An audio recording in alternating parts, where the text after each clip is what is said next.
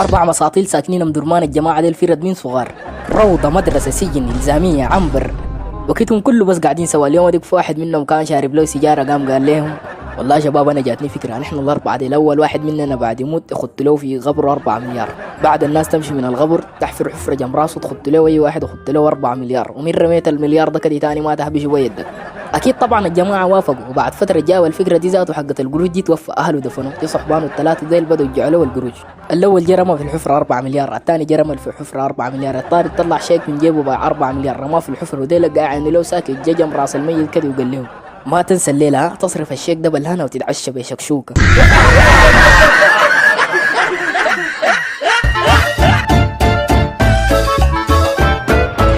آدم جوا مرزوق ساكن في الولايات قاعد مع اولاده جوا قطيه بردانين شديد بتدفلين بشمعه ومهويين منتظرين العشاء. طبعا الجو برا هوا وبرد ومطر.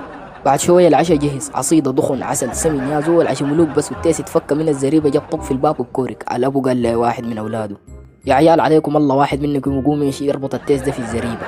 وحسن ده كان جيعان ربط التيس ده سريع سريع عشان يجي يتعشى. قمت كده بس خط كراعه في الصينيه كفتها اي صحن باتجاه. طبعا الابو اتنفخ وقام فوق زعلان قال يا عيال عليك دينكم اربط حسن ده في السريبه وغسلوا التيس ده يدين وخليه يجي يتعشى معانا.